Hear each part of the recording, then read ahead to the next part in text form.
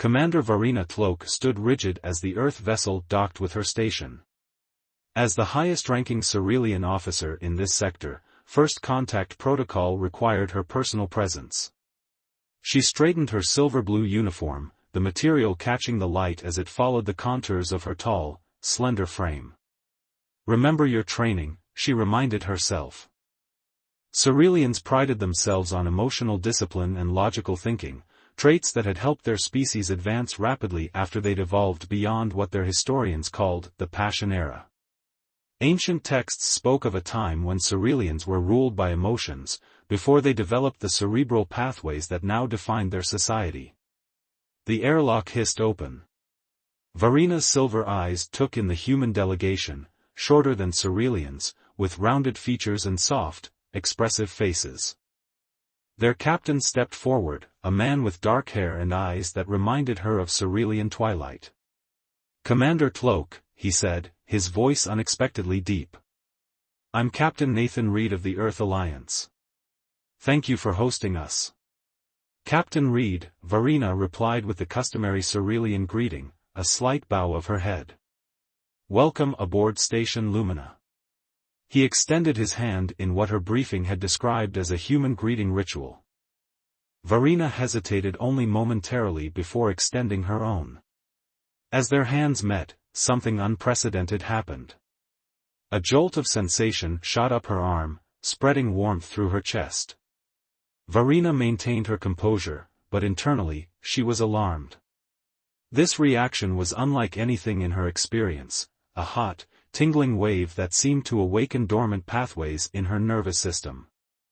"It's an honor to be the first human delegation to visit a Cerealian outpost," Nathan said, seemingly unaware of the storm he'd unleashed within her.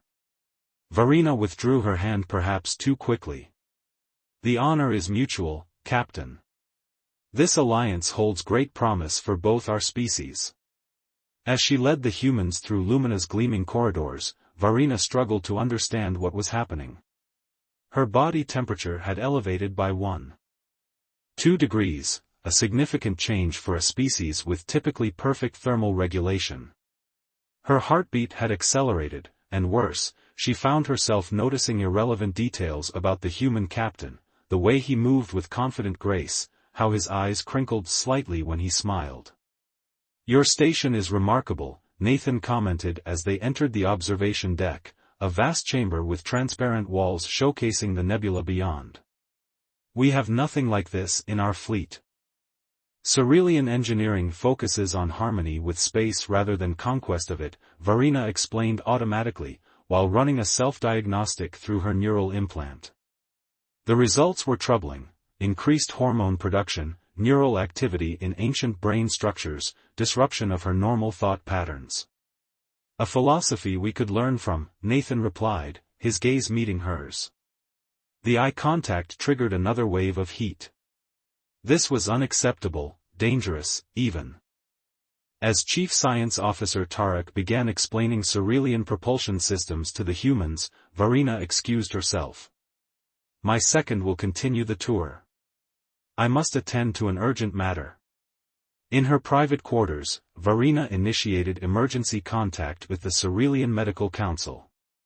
The elder physician's hologram appeared, her expression unchanging as Varina described her symptoms.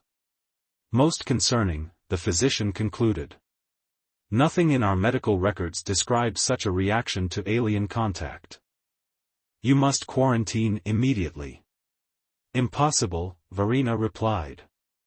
"This diplomatic mission is crucial to the High Council's plans. Then maintain distance from the humans, particularly this Captain Reed. We will research possibilities." As the hologram faded, Varina pressed her palms against the cool metallic wall, seeking relief from the heat building inside her. Whatever this reaction was, she would control it. She had to. But deep within, in parts of her biology she'd never had reason to acknowledge, something ancient was awakening, something her civilization had deliberately evolved away from centuries ago. Something human contact had somehow reignited. 3 days into the diplomatic mission, Varina could no longer deny her condition was worsening. The medical council remained baffled, their only advice being complete isolation from humans, an impossibility given her responsibilities. "Commander, are you well?" Nathan asked as they reviewed interspecies trade protocols in the station's conference room. His concern appeared genuine, another trait that fascinated her about humans, their comfort with displaying emotions openly. "I am functioning adequately," she replied, though her skin felt like it might burn through her uniform. The symptoms intensified whenever Nathan was nearby. "Functioning adequately isn't the same as being well," he observed. "On Earth, we'd say you look feverish." Varina stiffened. "Cerealians do not experience fever. Our immune systems evolved beyond such responses centuries ago." "Then perhaps it's something else." His eyes met hers, and the now familiar surge of heat flooded her system. Later that evening, Science Officer Tarek approached her privately. "Commander, I've been researching historical archives regarding your condition. Have you found anything useful?" Varina asked, hope rising despite her discipline. "Nothing conclusive, but there are references in pre-modern texts to a phenomenon called the awakening, a physiological response that occurred when ancient Cerealians formed deep connections." "Connections?" "What humans might call attraction, Commander. Before the Great Evolution, our species experienced intense biological reactions to potential mates." Varina dismissed him with a wave. "Absurd. That biology was bred out of our line millennia ago."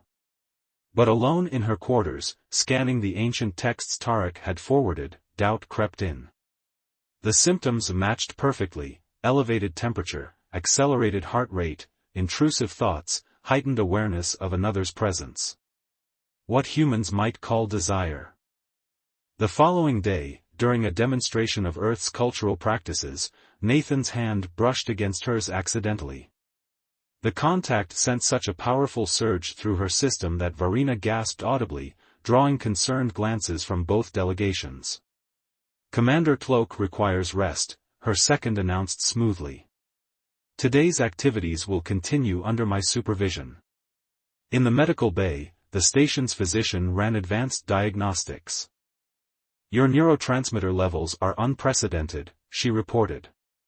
"Dormant neural pathways are reactivating. If I didn't know better, I'd say your biology is reverting to pre-evolution patterns." "Can you suppress it?" Varina asked. "I can try, but these are fundamental systems. Suppression might cause greater harm." The physician hesitated. "Commander, perhaps this isn't something to be fought. The High Council has been concerned about our species' declining birth rates and creativity. Some theorize we evolved too far from our emotional cores."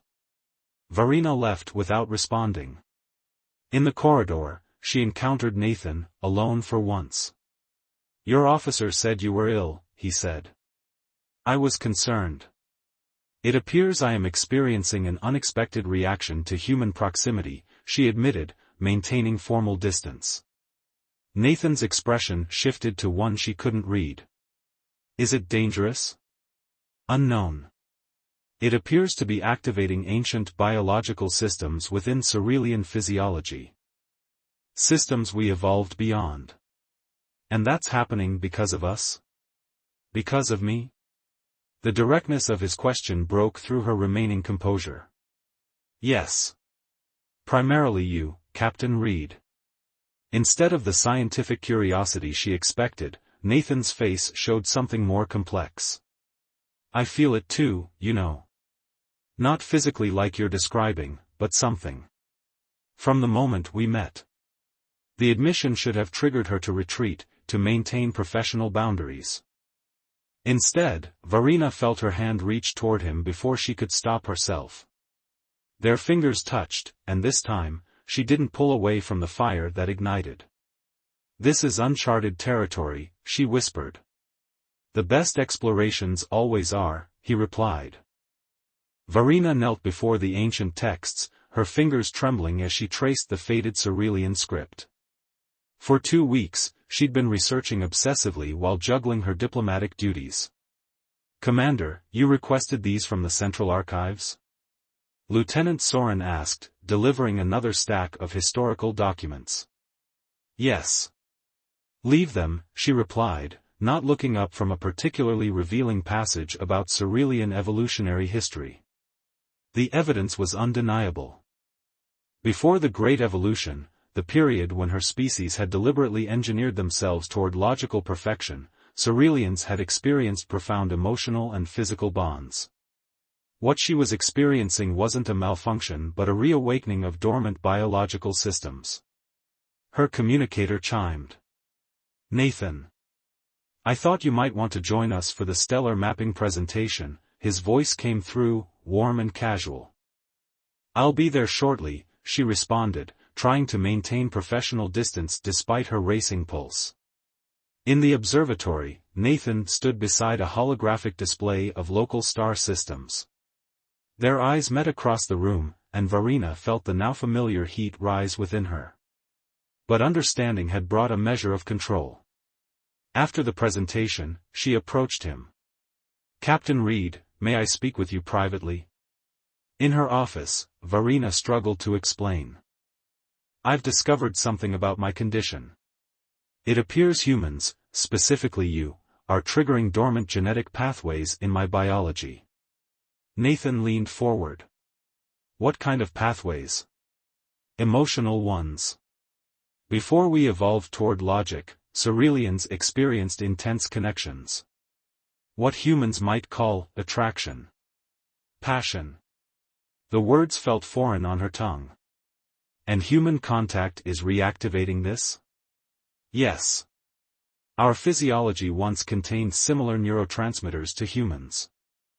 We engineered them out, but the genetic memory remains.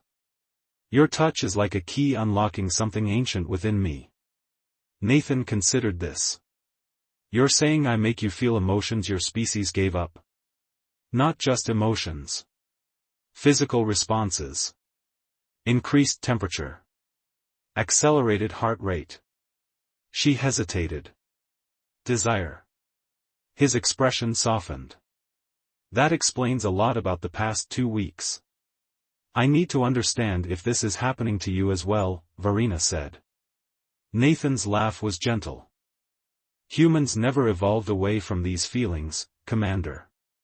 Yes, I've felt drawn to you since we met. I've been fighting it because I thought it would be unwelcome." The confirmation sent another wave of heat through her.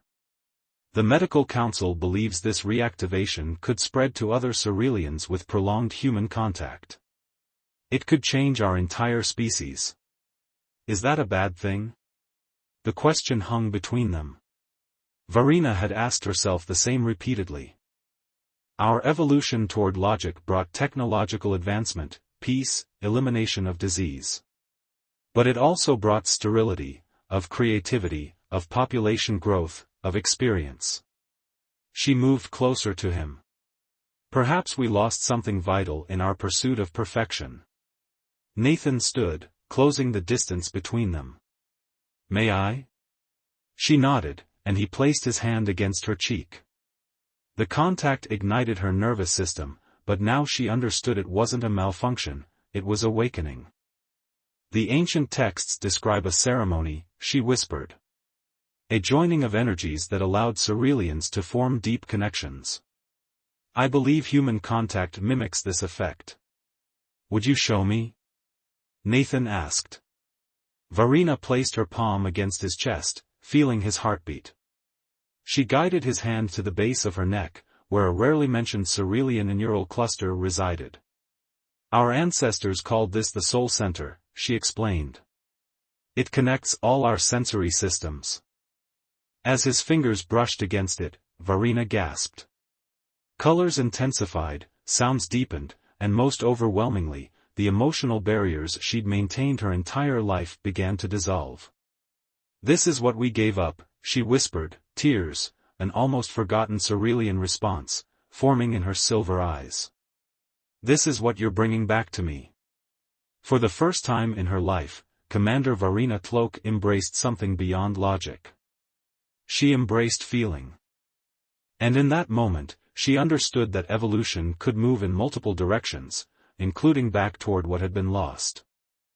2 days after the neural connection with Nathan, Varina faced the Cerealian High Council via hologram. Her silver hair was loosely bound rather than in its usual tight arrangement, a small but visible sign of her transformation. "Commander Tloke, reports from your medical staff are concerning," said Elder Varix. "You've allowed unprecedented physiological changes to continue unchecked." "The changes aren't harmful," Varina responded with newfound confidence. "They're revealing aspects of our biology we chose to suppress generations ago." "The Great Evolution was our species' salvation," another council member reminded her. "Was it?" Varina challenged. "Our birth rates have declined for centuries. Our scientific progress has plateaued. When did Cerealians last create art or music that moved the soul?" The council exchanged uneasy glances. Elder Varix leaned forward. "You speak of soul, Commander. A concept we abandoned as imprecise." "Perhaps imprecision has value we've forgotten," she replied. After the transmission ended, Nathan found her on the observation deck. How did they take it? As expected. With logical concern. She turned to him, no longer hiding the warmth in her expression. "They're sending a scientific delegation to study what's happening." Nathan stood beside her, gazing at the nebula. "Are you afraid?" "Fear is an emotion I'm still reacquainting myself with," she admitted. "But yes. Not of the changes themselves, but of the isolation they might bring." His hand found hers, fingers intertwining. "You're not alone in this." That night, in her quarters, Varina showed Nathan the ancient Cerealian bonding ritual she'd discovered in the texts. Their palms pressed together, creating a circuit of energy that heightened their connection beyond physical sensation. "In the old language, this is called Charveil, the sharing of life force," she explained as waves of shared sensation flowed between them. The bond deepened as they explored each other's worlds through touch and emotion. For Nathan, it was like having his human feelings amplified and reflected back. For Varina, it was rediscovering parts of herself locked away by generations of genetic suppression. Their connection transcended physical intimacy, becoming something neither species had words to fully describe, a bridge between human emotion and Cerealian depth of consciousness. Later, as they lay together in the starlight from the viewport, Nathan asked, "What happens when my delegation returns to Earth?" Varina traced the contours of his face. "I've requested reassignment as Cerealian ambassador to Earth. The Council hasn't responded yet. And if they refuse? Then I would need to make a choice no Cerealian has made in a millennium, to choose personal connection over duty." Nathan pulled her closer. "I wouldn't ask you to give up everything. You haven't asked. But what's awakening in me is asking." She placed his hand against her neural cluster again. "This connection isn't temporary, Nathan. What humans call love, Cerealians once experienced as an irreversible biological bond." "Irreversible?" His eyes widened. "The ancient texts describe it as two streams joining to form a river that cannot be divided again." She smiled at the poetic language her ancestors had used. Modern Cerealian science might call it neural integration. As dawn broke across the station, Varina's communicator signaled an incoming message from the High Council. With Nathan beside her, she accepted the transmission. The elder's face appeared, as impassive as ever. "Commander Tloke, we have reviewed your research and medical data. Your request for reassignment is granted, with conditions." Varina straightened, surprise evident in her expression. "You will document all physiological and psychological changes for our scientists. And you will serve as our primary researcher on human Cerealian integration potential." After the transmission ended, Nathan looked at her questioningly. "They're curious," she explained. Scientific curiosity is one emotion our species never fully abandoned. She pulled him close, no longer fighting the fire his touch ignited, but surrendering to its transformative power. In that surrender, she found not weakness, but a strength her people had forgotten existed. 6 months after Varina's reassignment to Earth, the diplomatic quarter of New Geneva buzzed with activity. The newly established Cerealian embassy had become a focal point for both scientific research and cultural exchange. Varina stood before a group of human and Cerealian officials, her appearance noticeably changed. Her formerly rigid posture had softened, and she wore her hair loose with strands braided in the human fashion. More striking was her expressive face, a shocking development for the Cerealian visitors. The neural reactivation process has spread to 17 Cerealian diplomats following extended human contact, she reported. Each experience varies, but the pattern remains consistent: dormant emotional systems reactivate, cultural rigidity diminishes, and new neural pathways form. A visiting Cerealian scientist raised her hand. Ambassador Tlok, many on our homeworld fear this change threatens our evolutionary progress. Evolution isn't linear, Varina responded. Our ancestors chose logic over emotion, believing it the superior path. But we're discovering what they couldn't know, that this choice created limitations alongside advancements. After the meeting, Varina found Nathan waiting in their shared quarters. Their bond had deepened over the months, becoming a bridge between their species both biologically and diplomatically. The High Council has reviewed our latest findings, she told him, settling beside him on the sofa. They're implementing voluntary emotional reintegration programs on the homeworld. Nathan raised an eyebrow. Voluntary? That's surprising. Many Cerealians watched the changed diplomats with curiosity. Some even envy our newfound capacity for joy. She touched the bonding bracelet on her wrist, a hybrid of Cerealian technology and human artistry that Nathan had designed. And the others? The ones who think you've devolved? They fear what they don't understand. But more join our side daily. She smiled, an expression that had once been foreign to her. The birth rate among emotionally reintegrated Cerealians has increased 30% in 6 months. Nathan pulled her close. So the fire spreads. Not just fire. Water, earth, air, all elements of experience our people had forgotten. She placed his hand against her abdomen. Including creation. Nathan's eyes widened. You're the first natural Cerealian human hybrid. Our doctors confirmed it yesterday.